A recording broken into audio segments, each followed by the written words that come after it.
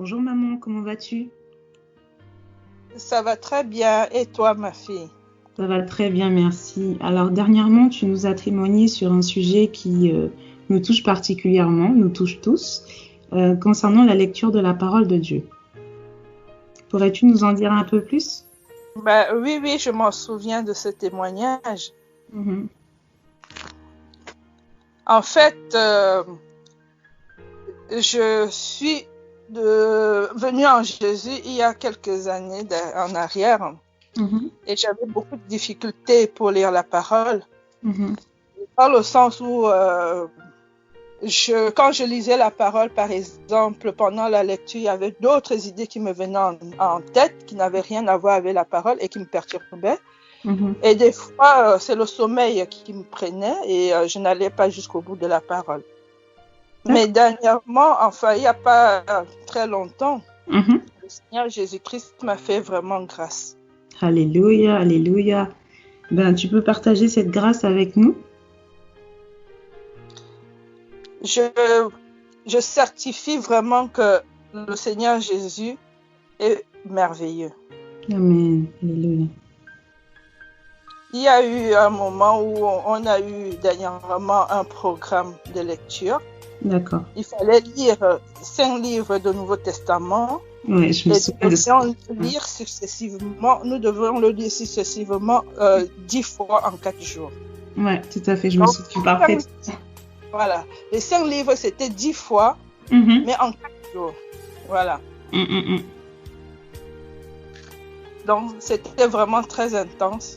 Et pendant 2 jours, j'étais un peu perdue. Je n'arrivais pas vraiment à lire, à lire comme il faut. Et j'étais perturbée parce qu'il y avait toujours quelque chose qui me dérangeait sur mon front. On dirait par exemple quelque chose comme, je sais pas, une bête qui circulait sur mon front. Ah oui. Comme un ver, je ne sais pas. Bon, vous comprenez, j'étais dérangée. Tu le sentais? Tu le sentais dans ta peau? Tu le sentais sur toi?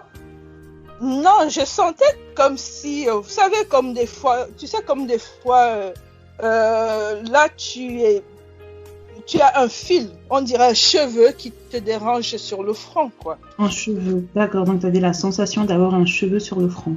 Voilà. Et ça n'arrêtait pas de me perturber. Et à la fin de la prière, j'ai ressenti ça parce que comme j'avais à lire le programme, à la fin de la prière, je me suis dit, il faut vraiment que je lise le programme, sinon je n'aurai pas le temps de finir la lecture en temps normal. Tout à fait. Finalement, j'ai repris la parole et cette chose me dérangeait. J'ai eu une idée forte en moi, c'était la prière. Et vraiment prier, j'ai demandé de l'aide à Dieu. Et dans ma prière, j'ai eu à cœur de passer l'huile d'onction sur mon front. Et cette huile d'onction, c'est une huile sur laquelle on avait prié. D'accord. Et j'ai passé cette huile d'onction sur mon front. Et sitôt, cette chose a disparu et ne me dérangeait plus. Waouh! Waouh! Donc c'était vraiment quelque chose qui était présent, quoi. C'était pas une imagination, c'était vraiment quelque chose de réel, quoi. C'était vraiment réel, je vous assure, c'était réel. Waouh, waouh. Au départ, je passais la main sur le front, croyant enlever cette chose bizarre, mais c'était toujours présent. Mais après l'huile d'onction, il n'y avait plus rien. Ce qui fait que j'ai pu assumer ma lecture de la parole. Et sans vous mentir, j'ai passé toute une nuit à lire la parole et avec plaisir. Waouh! Sans difficulté, rien du tout. Rien du tout. Ça coulait de source. Waouh, si tu veux, on va acclamer le Seigneur pour le remercier. En tout cas, c'est Alléluia! Alléluia! Waouh! En tout cas, je remercie le Seigneur. Donc, c'était vraiment... tu avais une sensation de quelque chose qui te dérangeait, tu avais du mal à lire la parole. Et dès que tu as prié, tu as mis l'huile d'onction, ça y est, à présent, tu arrives à lire la parole, quoi. Même aujourd'hui, par exemple, tu arrives à lire la parole, ça passe? Ça passe. Et vraiment, avec beaucoup de plaisir sans être perturbée et sans avoir l'idée qui se balade partout. Je suis vraiment concentrée dans la parole et je vous assure, j'ai pris plaisir à lire la parole. Waouh, en tout cas, j'ai pris plaisir. Waouh. En tout cas, vraiment, on remercie le Seigneur pour ses bienfaits. Comme quoi, on est quand même plusieurs à vivre ce genre de situation, c'est-à-dire avoir des difficultés vis-à-vis de la lecture de la parole. Hein. Tu confirmes, maman? Je confirme tout à fait. Faisons confiance en ce Dieu. Et la lecture de la parole, ça libère. Je vous assure, ça libère. Et ça fait du bien. Voilà. Donc, à travers ce témoignage, on peut vraiment voir qu'il faut toujours garder l'espérance en Jésus-Christ de Nazareth. Donc, Amen, il existe. Il opère toujours, il délivre toujours, il libère toujours. Donc, il faut vraiment ne pas baisser les bras.